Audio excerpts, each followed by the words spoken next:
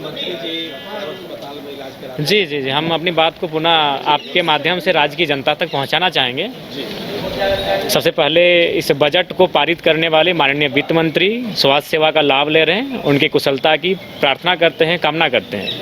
लेकिन जिन्होंने बजट को पारित किया है उन्हें अपनी इस व्यवस्था पे विश्वास नहीं है। वो अपना इलाज इस राज्य के एक महंगे और प्राइवेट अस्पताल में कर रहे हैं। उनके अलावा इसी राज्य की सरकार पक्ष के यानी जेएमएम पार्टी की राज्यसभा सांसद उनके भी स्वास्थ्य की कामना करते हैं। महुआ जी भी अपना इलाज उसी अस्पताल में कर रही हैं। कुछ दिन पहले दिसम गुरु शिबू सोरेन उनके दीर्घायु की कामना करते हैं।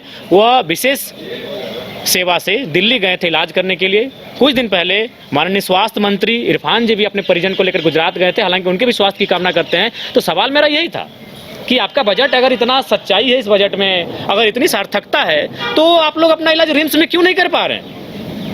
मैं अपनी बात बता रहा हूँ। कुछ दिन पहले चुनाव से पहले हमारा भी तबीयत खराब था, तो हमारे 2 इंजीनियर साथी हमको मिशन कलकत्ता लेके गए थे। मैं अपनी बात बता रहा हूँ, हालांकि खर्चा 20,000 ही हुआ था। लेकिन सवाल ये है कि राज्य की जो स्वास्थ्य व्यवस्थाएं हैं उन पर माननीय को यकीन क्यों नहीं है?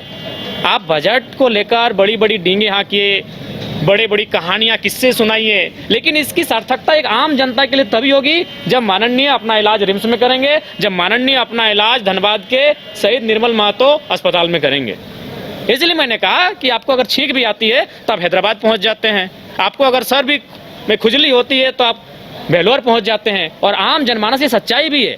अगर आम व्यक्ति अगर आप गाँव में जाएंगे तो अगर उसकी आयु 50 साल से ज़्यादा है तो कुछ आदमी यहाँ तक कहते हैं कि भाई अगर मरिए जाते तो ठीक होते हैं, जो पैसा खर्चा कर रहे हैं इलाज में इससे बेटी का ब्याह कर लेते हैं या बेटवा को कहीं बिजनेस में सेट कर देते हैं। एक आम व्यक्ति की ये मानसिकता है। यानी आज जो प्राइवेटाइजेशन का जो मनमानी हो रहा है शिक्षा और स्वास्थ्य के क्षेत्र में, अगर इसको नियंत्रण में नहीं लाया जाएगा पत्रकार महोदय, तो आप सबों के बीच में कहना चाहूँगा आज से 20 साल बाद आप देखिएगा कि एक गरीब आदमी दरिद्र हो जाएगा। एक गरीब आदमी उस समय दरिद्र हो जाएगा अगर आज शिक्षा और स्वास्थ्य में जो प्राइवेट की मनमानी है, अगर इस पर अंकुश नहीं लगता है, इस पर अगर नियंत्रण नहीं लगता है, तो 20, 10, 15 सालों में ये सच्चाई हमसे और आपसे नहीं छुपेगी। इसलिए आज स्वास्थ्य का बजट है, राज्य की जनता इसे देख रही है। लेकिन मेरा आज ही स्वास्थ्य मंत्री, माफ कीजिएगा, वित्त मंत्री एक प्राइवेट अस्पताल में अपना इलाज, अपनी स्वास्थ्य सेवा का लाभ ले रहे हैं, तो कहीं ना कहीं इस बजट पर सरकार की कार्यशैली पर एक क्वेश्चन मार्क खड़ा होता है। सवाल ये विधायक जी कि आप स्वास्थ्य व्यवस्थाओं को लेकर कह रहे थे, राज्य सरकार तो स्वास्थ्य बीमा 8 रुपये का जो है ढिंढोरा पीट रही है। देखिए, आप मैंने वही कहा ना कि वो हाथी के दांत खाने के अलग होते हैं, दिखाने के अलग होते हैं। अभी देखिए बोकारो जिला में चले जाइए, 5 महीने से वेतन नहीं मिला है। अरे भाई, आपको वोट चाहिए, आप सरकार बनाएंगे सरकारी, और आप सारी सिस्टम को आउटसोर्स के माध्यम से कर दिए। अरे कम से कम शिक्षा और स्वास्थ्य को तो बख्श दीजिए, वहाँ तो आउटसोर्स को छोड़ दीजिए। अब सारी चीज़ों को आउटसोर्स के हवाले डाल दिया। आउटसोर्स में क्या होता है, सबसे पहला बात तो आप सर्च कर लीजिएगा, एक भी कंपनी इस राज्य की आउटसोर्सिंग जो एजेंसी है इस राज्य की नहीं है।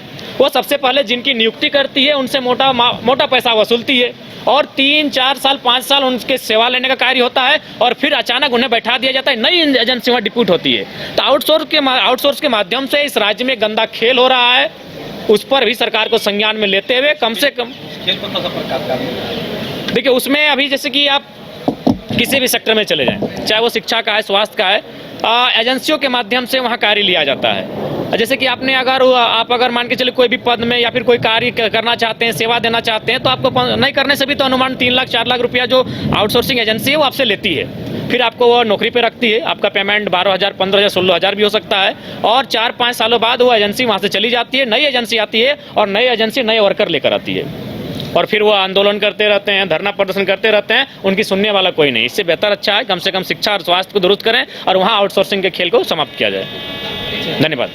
सदन के अंदर आपके सवालों का जवाब देते नजर आते हैं, न सदन के बाहर। देखिए, जबकि आज तो सवाल मेरा बहुत ही सरल था। मैंने बस इतना ही कहा कि जो आपका जो समर्थन मूल्य है किसानों के लिए, उस समर्थन मूल्य में सुनने में आया है कि आप किस्तों में उनको पैसा देते हैं, और साथ ही साथ पैसा देने में विलम्ब भी होता है। तो जो विलम्ब होता है, क्या उसका ब्याज सहित आप देंगे या फिर एक किस्त में आप देंगे? तो मंत्री महोदय, सरलतापूर्वक मेरा एकदम सीधा सवाल था, लेकिन वो जवाब ना देकर माननीय मुख्यमंत्री को खड़ा होना पड़ता है उस सवाल का उत्तर देने के लिए। तो क्या परिस्थितियां हैं, स्थितियां क्या हैं, ये आपसे छुपा नहीं है। और एक सवाल आज इसमें था आपका गृह विभाग का वैकेंसी को लेकर था।